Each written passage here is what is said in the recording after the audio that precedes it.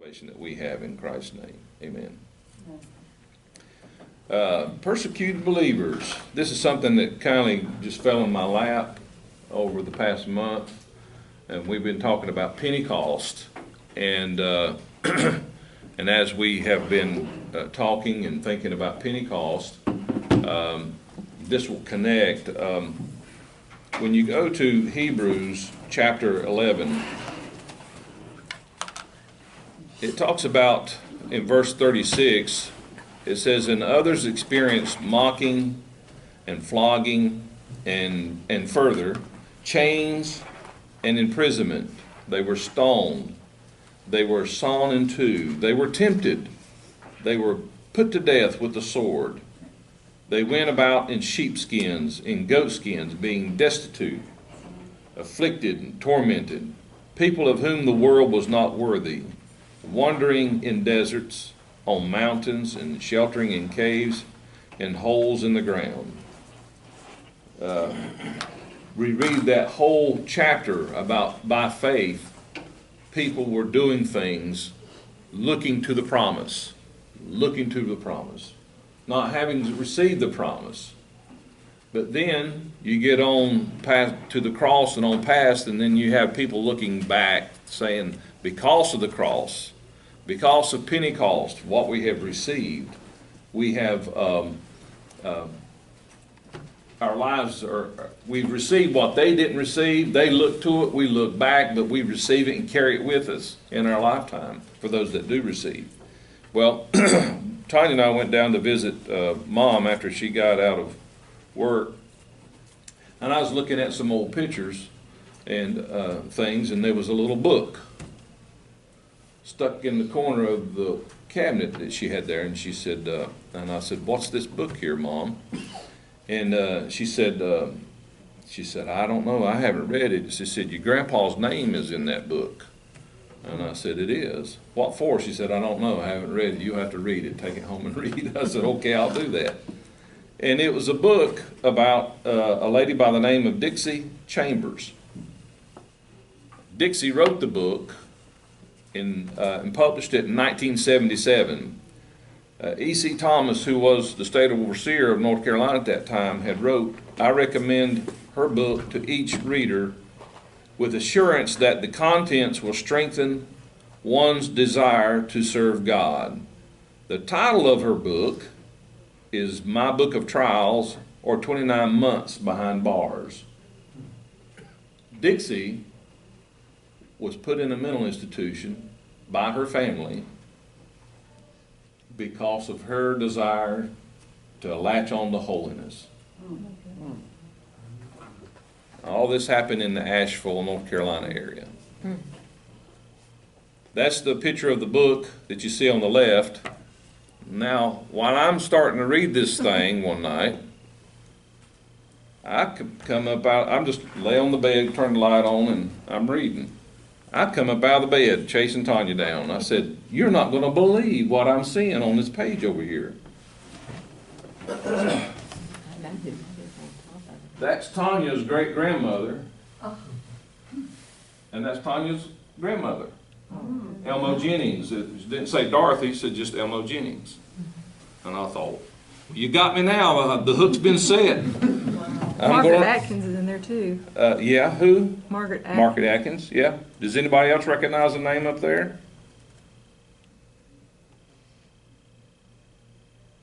You may not? Okay. Either way, just seeing these names, I thought, well, I know these people. And then now I'm trying, okay, I'm looking forward to seeing where Grandpa's name is in here. And so, and then there's one little short caveat I'll leave at the very end, and I'll tell you that one. Dixie was born in 1904 on June the 22nd in the town of Democrat, North Carolina, north of Asheville.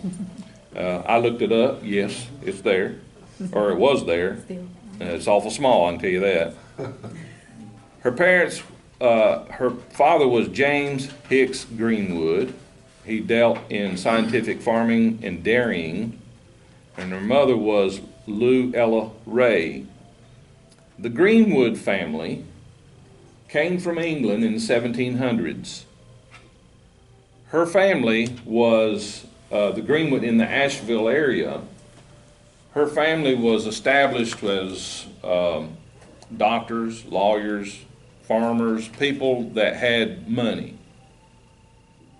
And so there was she wrote in the book that there was a thought that whenever you, when you go out and the way you carry yourself, behave as a Greenwood. So you had a little bit of status there, maintain it, don't embarrass the family, so to speak. So in 1910, because for Dad's health, the doctor told him that he would probably do a lot better if they moved to the Hot Springs, Arkansas. And so they moved, and they didn't quite make a year, I don't believe, and then they moved back to Knoxville, Tennessee. Her dad did well with what he did do as far as farming. He had a scientific approach. I don't know what that meant or what that was. But anyway, they moved back there, and he died in 1913 in the Knoxville area, somewhere there. When he married her mother, her dad was 41 and her mother was 15. This was his second marriage. And so her dad was always, even though he was a farmer, he was always dressed for his appearance, always put off a good, and it was said of him and said of her grandparents on her dad's side that they were about as honest as people you'd ever meet. Nobody's never cheated anybody out of anything. Good name. And so after her dad died in 1918, they finally moved back to the Asheville area. At the age of 17, she attended her very first holiness meeting. She and a friend of hers and this other lady said, let's go down here to the meeting and we're going to put on our makeup. We're going to put on the worldliest dress that we could wear because we was going to go make fun. And a lady there that she knew said she needed healing. I wanted healing. Quoted James about call for the sick, pray for them, they shall recover.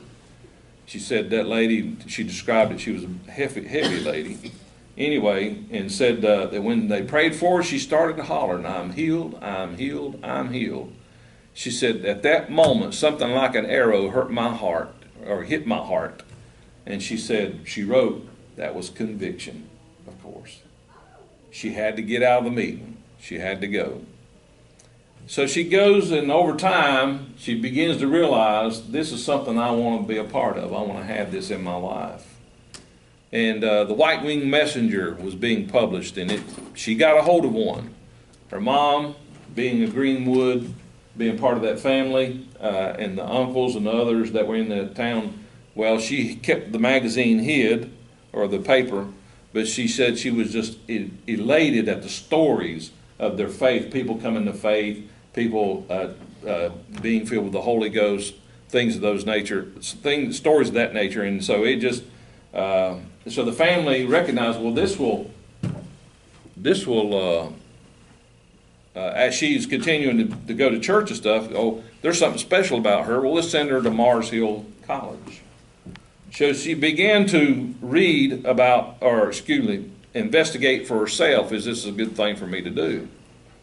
And some of those ladies that she knew that went there, when they would go out to be missionaries, and that's what she was saying that they thought she would do, she said, I didn't see much difference between them and the world. They wore lipstick, they wore jewelry, and they bobbed their hair. And you ladies know what it meant if you bobbed your hair. You understand that. And so she would stay at different other people's houses that had a testimony that came into her life, in and out of her life, different places. And she heard about sanctification. She didn't know what that was. So she attached herself to a Lizzie Moss. In fact, Dixie was so enamored with being able to pray and have church, she started having her own prayer meetings. People started coming. People got baptized by her, or I think her uncle had baptized people in the meeting. And anyway, so, and then Lizzie Moss attended, who was from Hendersonville, North Carolina. And she went and stayed with Lizzie. And because Lizzie, during her meetings, would just shout and go back and forth. And she said over time, this is a good lady. And so one morning, she got up and noticed that Lizzie was heading out the door, and she said, I want to know where she's going, so she followed her. And Lizzie had a place out in the woods, and that's where she followed her. And Lizzie was praying.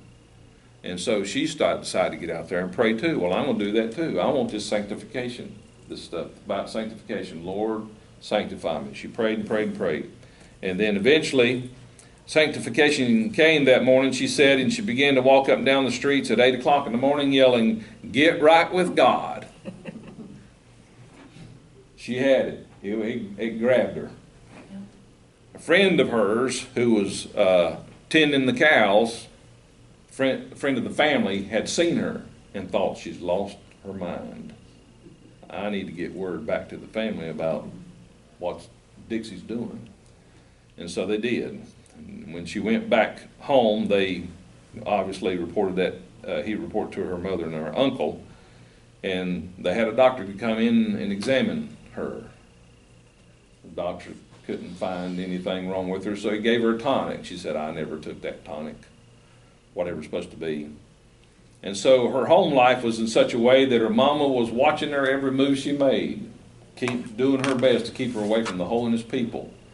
Anybody that come to the house could not talk about holiness.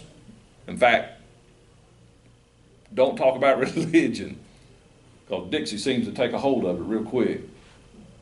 And then they started watching her mail and trying to not let her get her mail. And a letter had come through from one lady had sent her, and when that letter came through, she got it that morning, was able to respond, and she got something back and forth. And when she'd leave the house, her youngest brother was tasked with following her to see where she'd go to report back to Mom where's she been, what she been doing.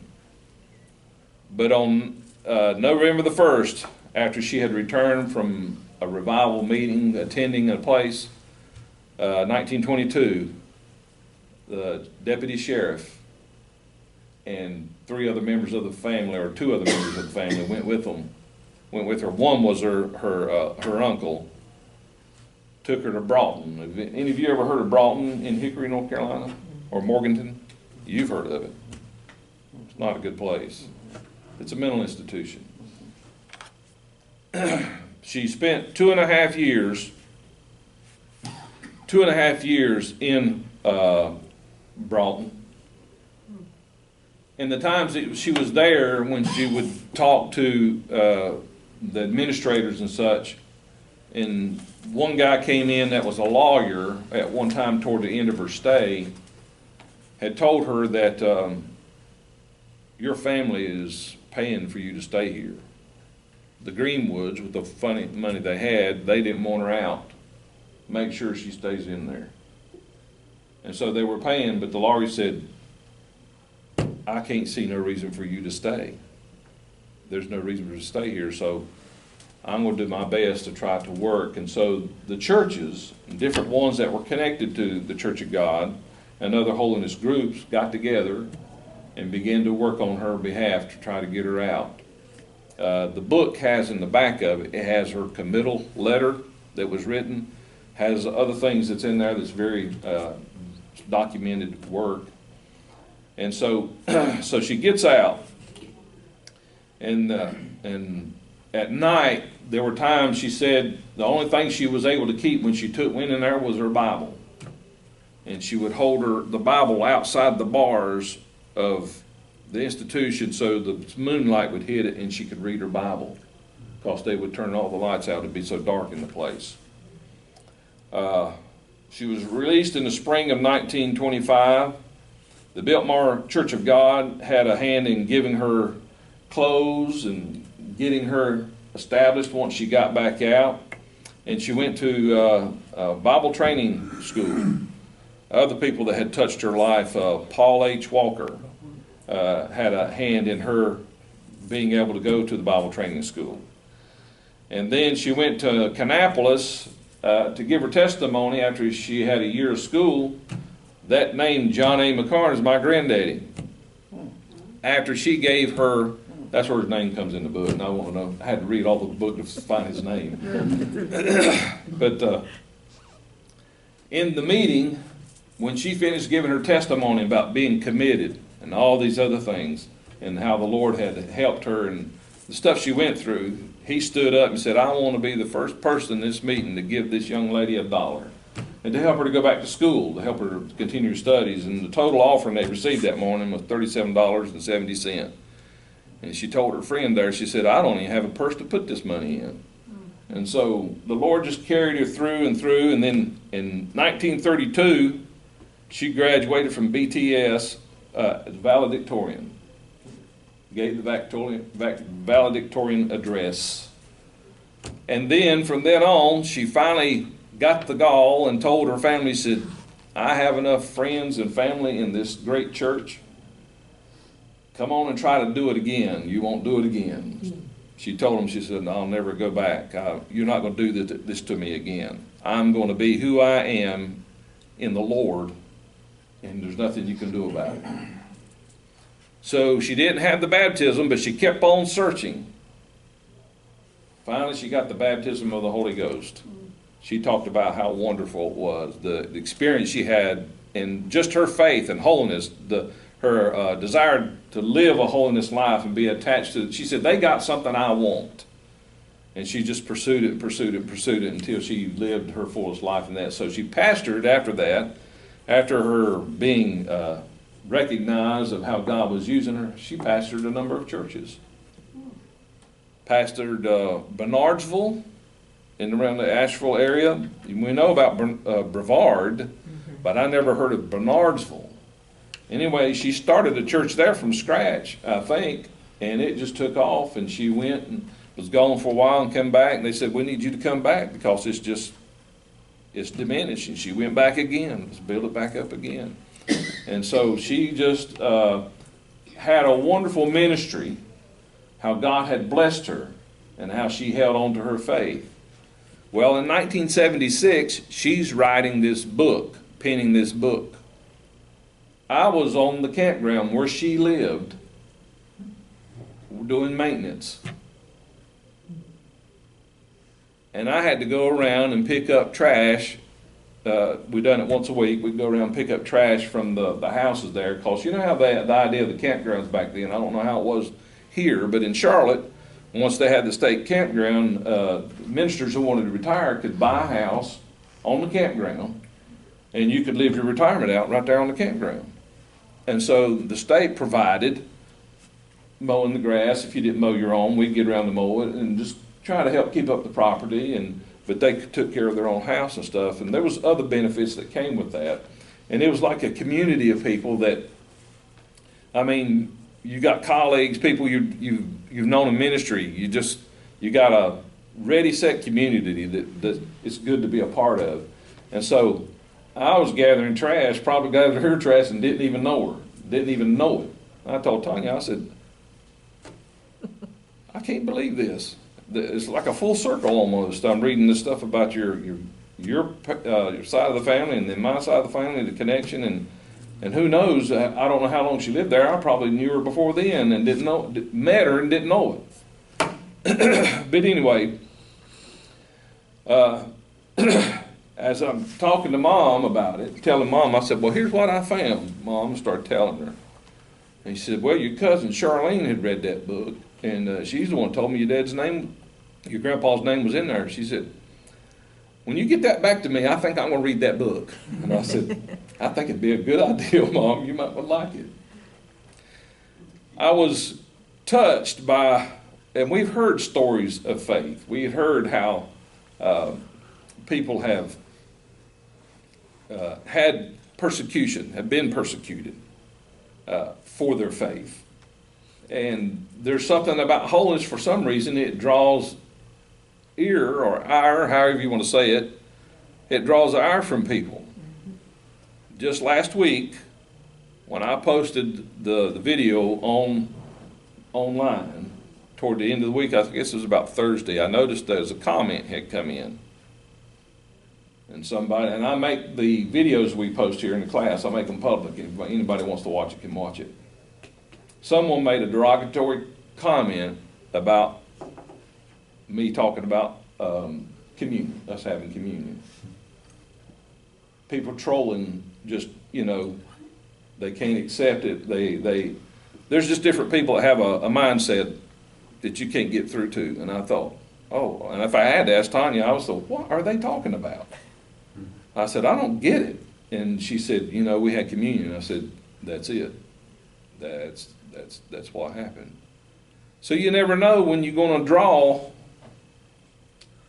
that kind of response from people. I've told this class before, years ago, there was something going on. I was in a store, and there was this lady that was over there, and I thought, well, I'll speak to her, whatever was watching on. She's dressed in a dress that looked like grandma, and her hair was put up, and I thought, well, this is good old holiness lady over here. And I said, I was just going to strike up a conversation to talk about what was going on. I said, ma'am, are you by any chance Pentecostal? She said, no, I'm not Pentecostal. I said, excuse me, I'm sorry.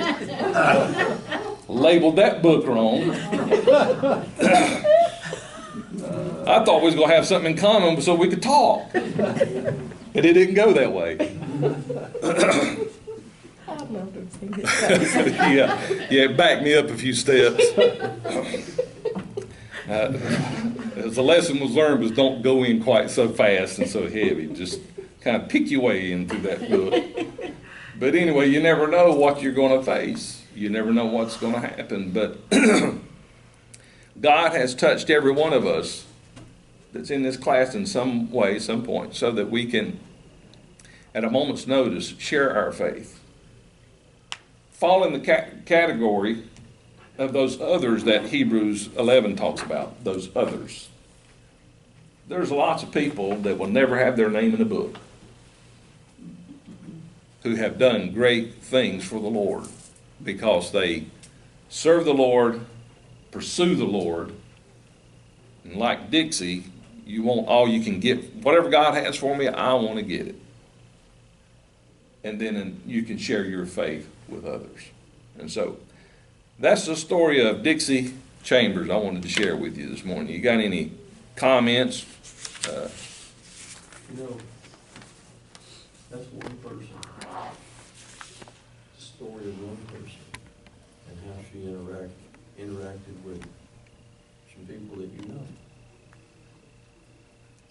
Can you imagine in heaven at the stories and the connections and the funny turns and the near disasters that we don't even know we're almost hit by that car? And the times when Jesus said, I just want to put my hand up and save you, stopped it. And the connections that are made of all the souls that are in heaven, millions and millions of people. No wonder we've got forever to do this. It'll take it. What was interesting about her great-grandmother, Stella, was Dixie wanted to publish her story. And so she writes up here to Cleveland and submits her story. The magazine goes out. Stella gets it. Stella was one of the first people that contacted her to encourage her after reading what she had been through in her story. That's the connection for them, and it could be more, I don't know. And our stories have a great impact on others who hear our story. Love of the land and word and testimony. Yes. Because that's unique to you, everybody's got their DNA story. Yeah. Your testimony just don't have to be verbal. People are watching what you do. That's correct. I'll give you an example. We go to a Mexican restaurant and eat quite a bit. Well, one of the servers that waits on us quite often, we ask for her, and we're just ourselves and everything. And we had went to Brian Owens's funeral service yesterday, and we went by the restaurant to eat yesterday afternoon. And we were, not dressed up, but we were not in our normal work attire. But the server, the first thing she said, "You going to church tomorrow?" And I said, "Yes, ma'am." She goes, "Please pray for me." So, you don't And he have prayed to, for her right there on the spot too. but you don't have to push it down somebody's face. You just walk by example, and they're watching you more than you realize. That's right, that's right. Thank you for sharing that. Anyone else?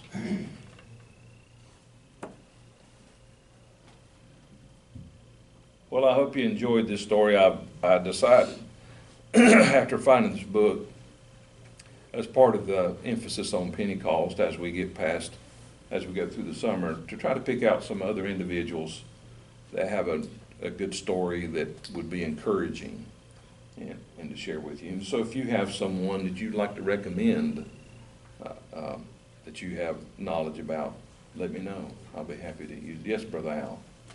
I would like to share a story that fits in with this thing. My mom was raised on a farm in Virginia, and a girl was in her 7th grade class, invited her, "Come home with me this weekend. There's a revival going on at our church." Happened to be a church of prophecy, Church of God Prophecy. And so she went with her and went to the service. She and her family had been part of an old, dried-up church that didn't have really anything going for it. But at that meeting, when the preacher preached, she felt convicted, and she went to the altar, and she went out in the Spirit down at that altar. And people were very concerned, it wasn't just a 1-minute thing. She was out for half an hour. They timed it and were worried about her. Is she coming back? That 30 minutes was what Jesus used to give her a personal tour of heaven.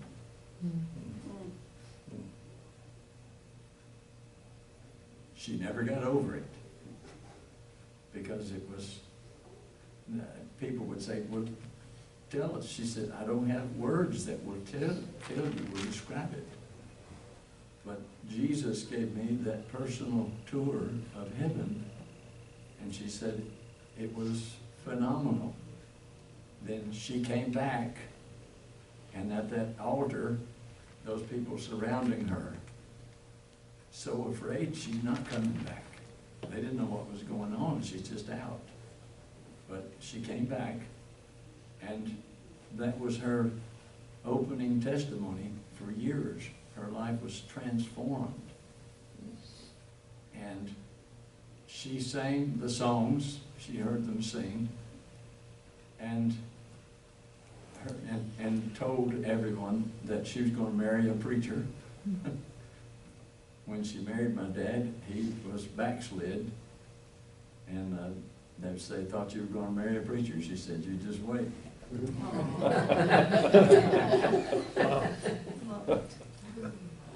He did recommit his life to the Lord and was called to ministry, and they spent the rest of their lives part-time as missionaries, part-time as pastors, part-time as overseer. They were in ministry 24 hours a day from then on. And it happened because a friend at school invited her to come home with me and go to a revival. That's great. That's great. Thank you so much for sharing that. My dad was They started a program, I think Paul Henson, I know Paul Henson was in charge of that department, when they started this program for retired ministers, that you could reach out and help a retired minister if he needed it. And Dad said, I want to do that. And he started sending $200 a month to a guy. And it was anonymous at the time. And then the man wrote back and said, this is my name and this is what I did and where I pastored and like that, a little bit of history. It was Dad's first Sunday school teacher. Wow. And the man had broken his glasses, and he was an invalid to the point where all he could do was sit in his chair and read his Bible, and his glasses got broken, and he couldn't afford new ones. $200 replaced his glasses. And it was his first, when he was 13, it was his first Sunday. That's amazing. It gets connected. Yeah. Thank you for the story. That was great. That's awe-inspiring, absolutely. Let's move to our prayer request. Any particular requests we have?